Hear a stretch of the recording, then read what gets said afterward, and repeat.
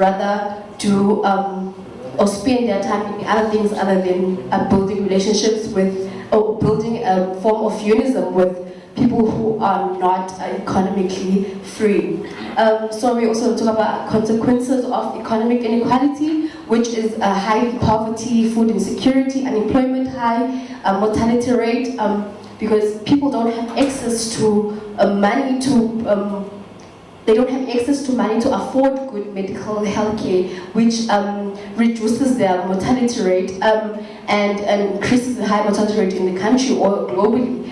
It has a fun fact. In South Africa currently we have 55 million people, and out of those 55 million people, only 39,200 people are millionaires. So if you go back to the picture, this is what we paint when we talk about inequality, and people who are unemployed, who live in poverty, are obviously frustrated. They have their own interpersonal issues, and they're gonna spend their time doing crime, involving themselves in crime and gender-based violences, and these things impact more on a social disruption.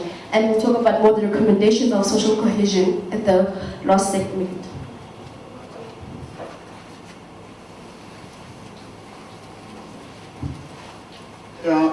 We also come up with how tribalism and nepotism is also a very dangerous aspect as far as creation of economic inequality. So you can have a look at this. This one is bringing a relative.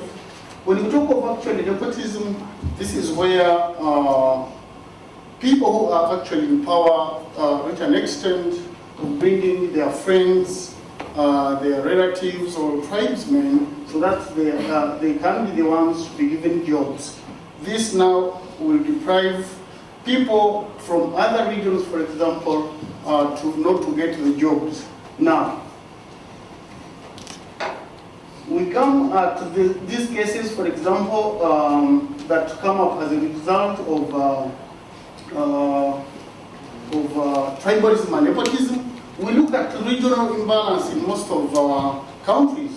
For example, in most of the African countries, case study with many of them like Uganda, Guinea, Cameroon, Libya, Zimbabwe, these cases are there, whereby most of these leaders who are in power, you find out that it's only their tribesmen, their friends who are in high offices in the government, implying that the resources, the infrastructure, and many other opportunities go to the areas where they come from, leaving other regions deprived of such.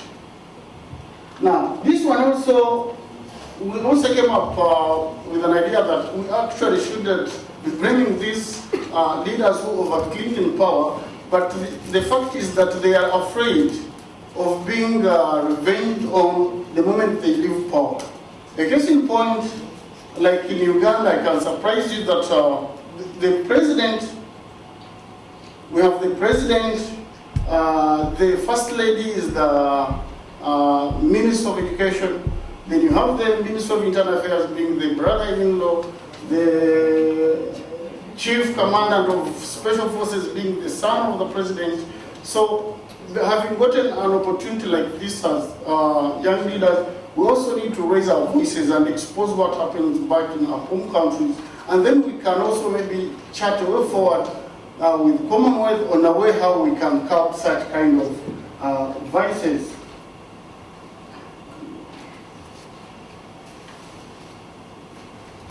So why is economic inequality an important issue to be addressed? We believe that it limits people's opportunity for education, employment, health, and well-being. As I've already mentioned, that if people don't afford quality education, they don't afford quality food, nutritious food, it leads to their lifespan deteriorating, and which leads to poor health services being provided. And we believe so it's important and to one's well-being and dignity. And the current system reproduces the gap between the rich and poor, because the rich keep on getting richer and the poor keep on getting poorer.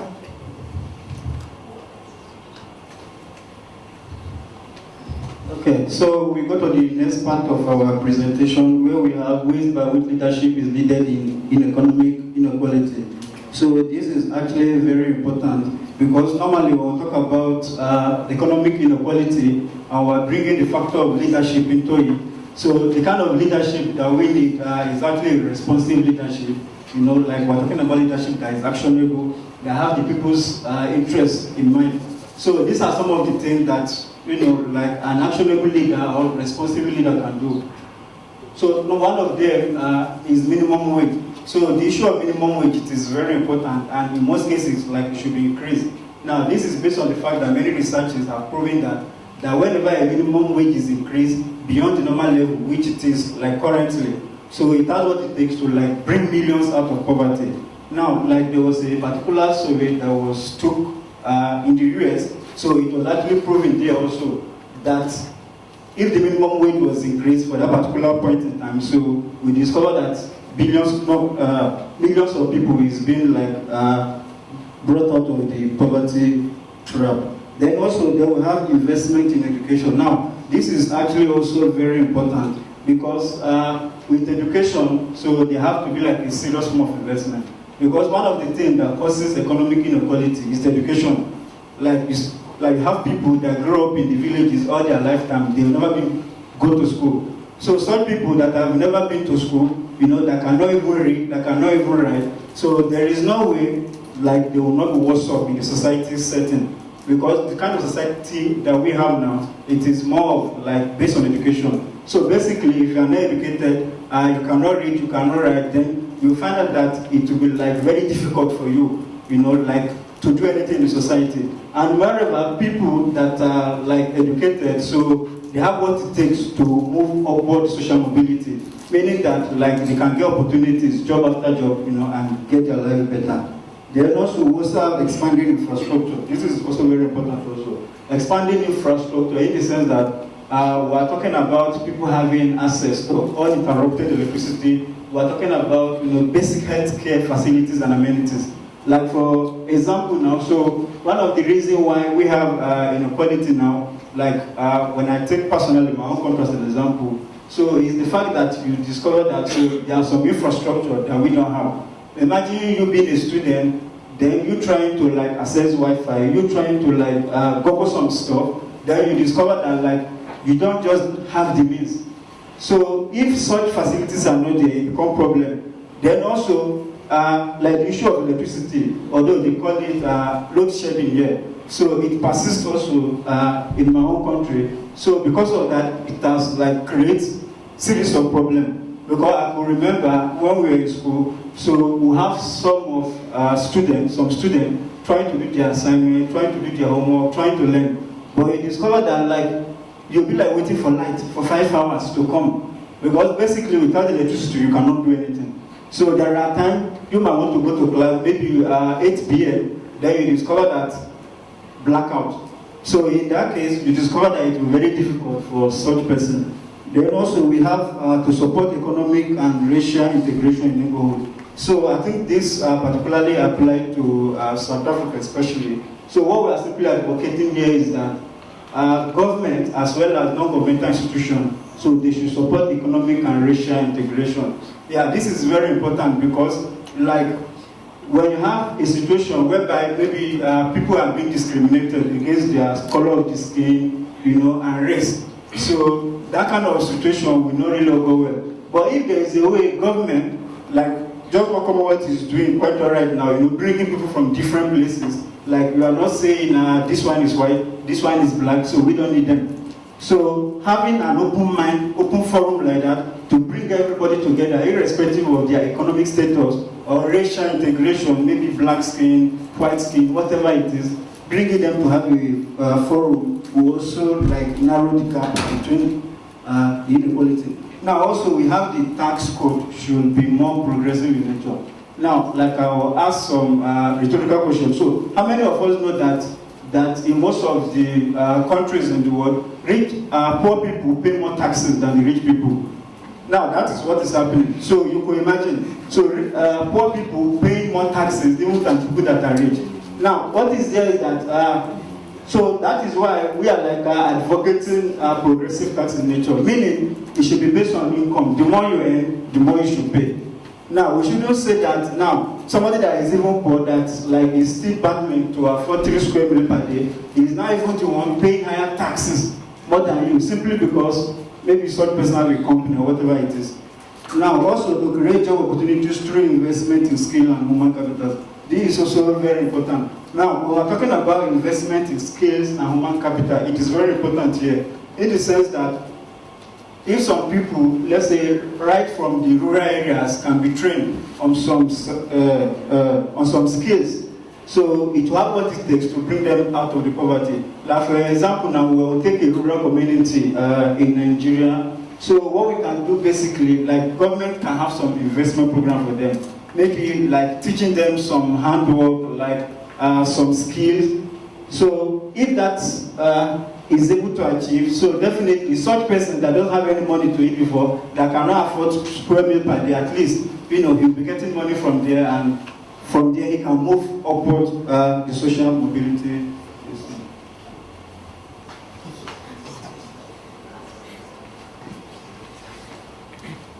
Okay, now that we've learned about leadership, we'll come to the policies that need to be implemented and addressed. Firstly, we'll look at national policies. This will look at in two ways. First, the fundamental capabilities of each and every person in a country to be really capable of trying to uplift themselves individually and also as a collective. This then allows nations to be able to use the policy in uplifting themselves and then curbing inequality. Also, structural transformation, where we look at industrialization. Also, in those countries, there's a nation that comes together with a policy that says we're to come with industrial policies on the prioritization of high potential incentives or proper incentive in high sectors. This structural transformation is critical for both inclusive and green growth. This is to ensure that there's sustainability in the policies we make for not only the current generation but for generations to come. Because as leaders, we should not only prepare for today, but remember that as we prepare for today, there is a tomorrow not for us but for the next generation. This also addresses the conditions and of the climate which we're facing today. The infrastructure, of course, will promote human development by improving citizens' access to social services and fostering more inclusive societies. Also looking at microeconomic networks that try to build a nation. And also it says these microeconomic networks identifies and look at people entrepreneurially trying to uplift themselves and trying to do away with economic inequality. Also incentive for restructuring and diversification and mobility, so that we'll be able to have good ways and policies that only doesn't work in certain regions, but nationally we are able to be mobile and actually access all infrastructure to help do away with inequality. Also investment in physical and human capital and also in technology. This proves that it should be part of our policies in addressing inequality. And regional policies, this looks at trade. Firstly, we need to, as Africans, look at the intra-African trade, where Africans see the importance of integration of regional trade for increased trade in developing industrial complementarity. With this raises a country's capital of trade, and also coming to the global policies where individual and collective actions, particularly of African countries, unite and say we are developing Africa through the global policies where we come together as nations. We see this through the G20 support and inclusivity and green growth.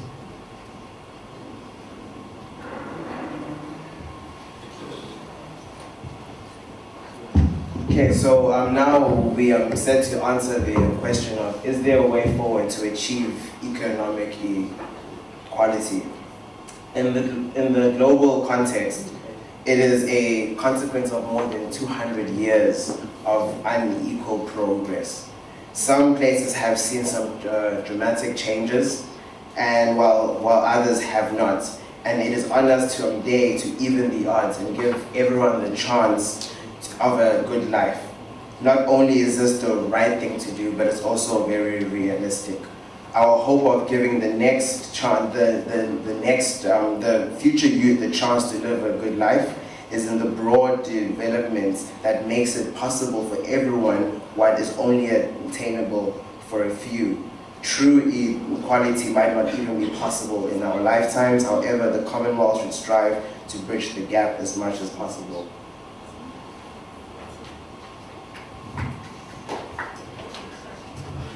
So our first recommendation is for all 54 of the Commonwealth countries to invest in education for those in poverty. So that would be in a sense of like making a scholarship for people who fall below the poverty line of their country and establish that just for the people in poverty.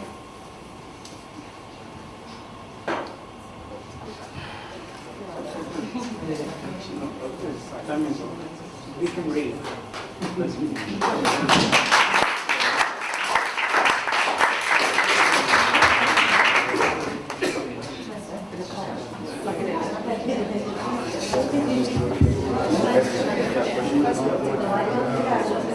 white, the black is a regular. Did you pull it out?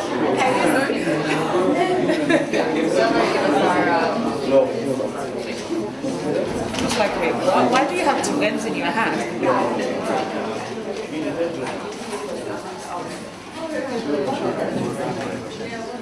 Yeah, we're going to take some questions now. So I think there's a microphone going around.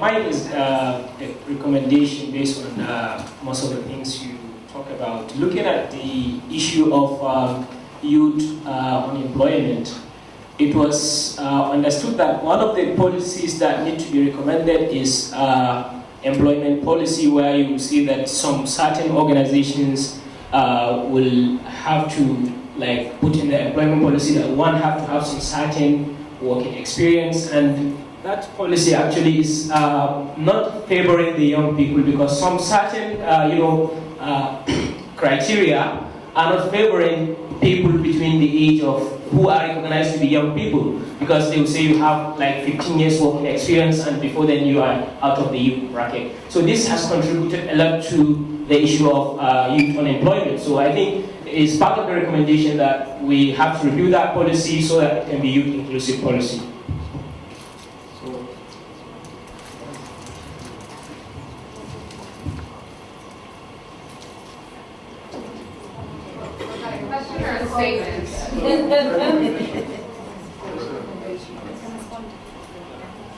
Okay, I'm still trying to understand you, because it seems more like it was just a recommendation, right? Yes. Or is it a question? I said it's a recommendation. So if it's a recommendation, yeah, so it's not assignment. Are you happy to? Because we are talking about inequality, and the policies must be youth inclusive. So that's why I say these policies must. You have to recommend that these policies has to be.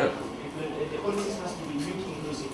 I'm not asking the question, but I'm recommending that we need to do that. Okay, no problem. We're going to include that.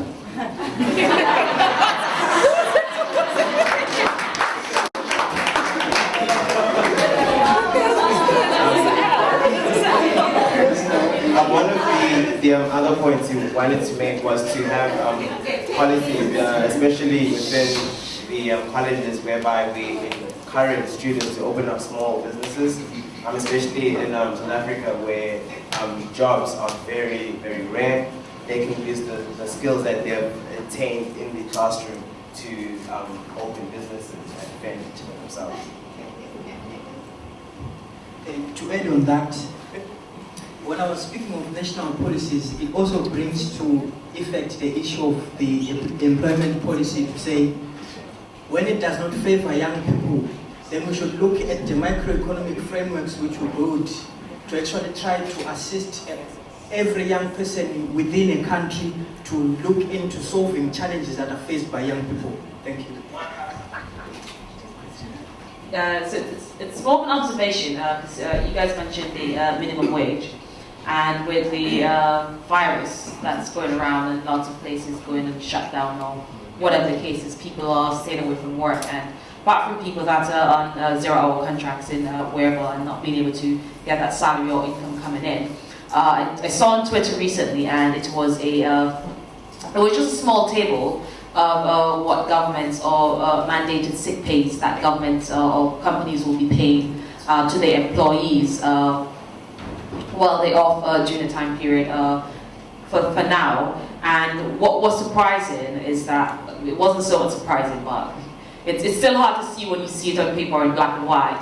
It was, so the US, they say the US is number one, it's this, it's that. But like in the US, it was in terms of the sick pay, it is not mandated by federal law, but it's only some countries that actually have it in law that you have to have sick pay and things like that. But in the fact that it was so low, so like they could barely, it's barely enough for anyone to survive on. And that's a country that's one of the leading in the world in that sense. But then even for small countries in the Commonwealth, there's a lot of developing countries and least developed countries. So when it comes to things like that, I think it's very important to have things in place, especially in times of crises like now.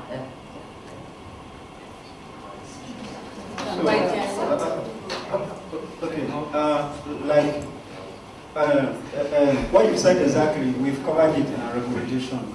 So, but I think the issue here is that we are unable to present our recommendation, so you couldn't see it, that's why. So, well, surely it was part of the recommendation. That's it for questions. I'm now going to give that to Mr. Hicks. I'm sorry, good afternoon.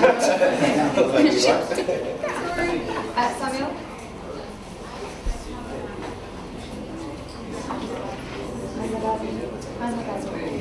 Thank you. I'm just going to ask David? Dawood? Kelsey?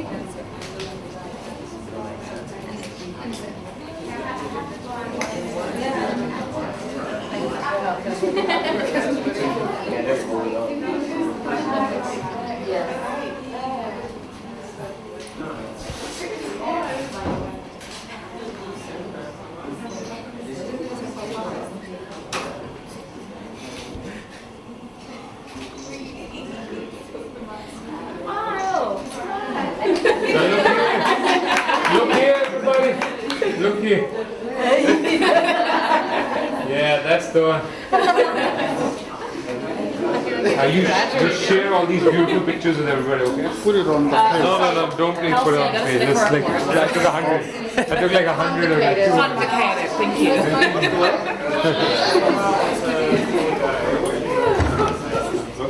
Hi everyone, so now it's coffee. So if you go and get yourself a drink, and then we'll continue with the rest of the presentations after our coffee break. One coffee break and one after.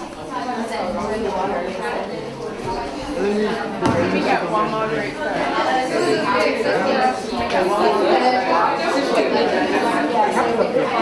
So we've got 15 minutes, so we could have passed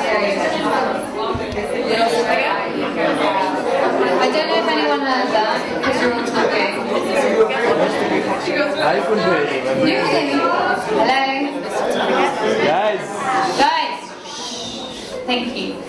Coffee break, 15 minutes. Go and have some coffee, have a break, and then we'll start again. We'll be back by 3:15. Yeah. I need a flag.